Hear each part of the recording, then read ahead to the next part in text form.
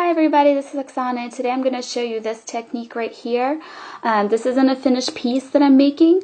I'm just showing you how to do this style of, I don't know if you want to call it weaving or wrapping, but basically this right here, I'm calling it the coiled coil. I also put the tubular weave in the title because I've heard people say, it kind of looks like a tube. But basically, I'm going to show you how to do this little design right here.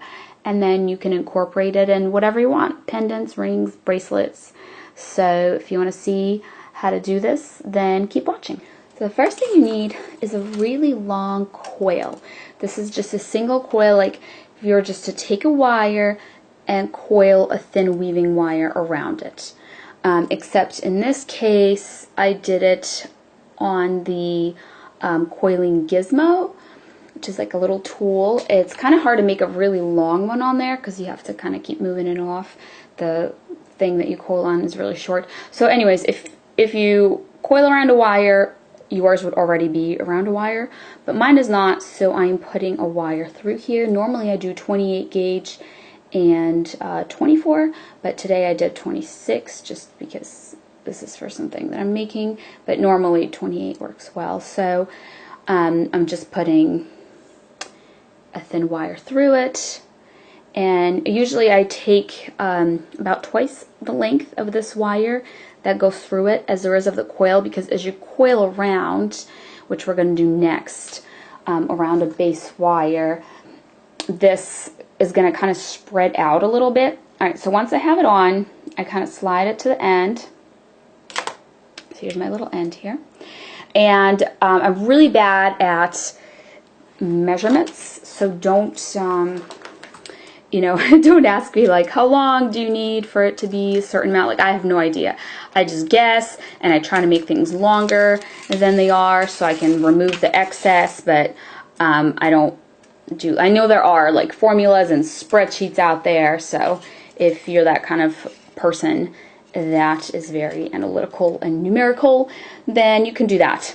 But basically, you need a thicker gauge wire. 20 gauge works well. I happen to have 21 because today I'm working with brass and I'm just working with the gauges that I have. But I take it, I keep it on the coil, again, because I don't really know how long this is going to end up being. I leave myself a little tail here, just, so it's easy to work with.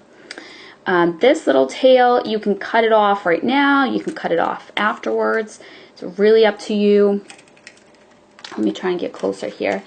But what I do now is I take this, and first I'm wrapping just my 24 gauge just a couple of times to anchor it. Sorry if that's not zooming in. Can you see that? I know they're all spread out and stuff, but this is something I fix later at the end. So now I'm sliding this up. I'm holding this little tail and just kind of pinching everything with my nail here so this doesn't slide down. And now I'm taking this and I'm just coiling it around as if it were just a normal wire, and I'm just wrapping, one wire around the other wire. And that's really all you do. Mine's kind of long, so it's getting tangled here, but this is basically all there is to it. You just keep going this way, and there you can see the start of my coil. And I'm going to come back in just a minute once I have this nice and long, and I'm going to show you the very last step. Alright, so here it is. I just kind of pinch down the ends here with my pliers. I cut this actual wire. Let me back away here. Basically, this is my finished piece here. And what you can do now, this can be, all done, and you can use it however you want to use it in your piece.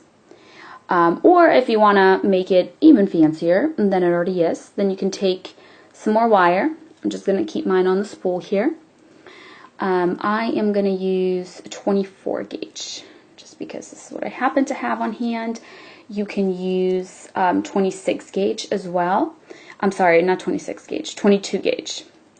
that'll work for this. Or, you know, whatever look you're going for. Obviously, you know, if you use a thicker wire, this is pretty thin wire. I probably wouldn't go thinner than the 24. But, you know, if you use thicker, it's just going to have thicker lines in between here, because that's basically what we're doing. It's just we're going to be wrapping this in between. So I'm going to start. My camera is having a really hard time focusing today. I'm going to start right here, right before this little area here, just to like really secure it. So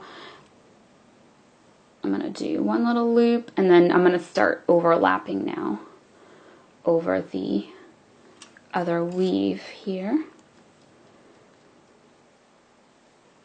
Oh, I'm sorry if you can't see that. I'm just basically just wrapping around. Okay, so then once I get to this, see how there's kind of like a little entrance if you were to follow this trail of, you know, in between these little coils. So I am gonna press this along that trail, and you do not want to pull hard. If you pull it hard, it's going to pop right in between them. And I mean, maybe you will like that look if you want to give it a try, but it's going to be different. The look that I'm doing here is basically it lies right in the little grooves, so it's not you know, it's almost like on top. Here, let me show you what that's looking like. So here's what that looks like. See that there? So, you know, if you like that, you can do this additional step, but I'm just going to complete that all the way around. You have to be careful.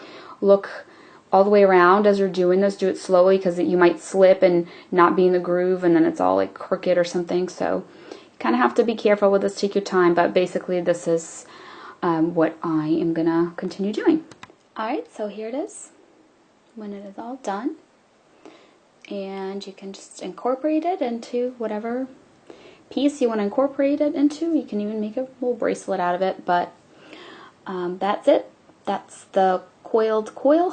So thank you so much for watching, and I'll see you next time. Bye.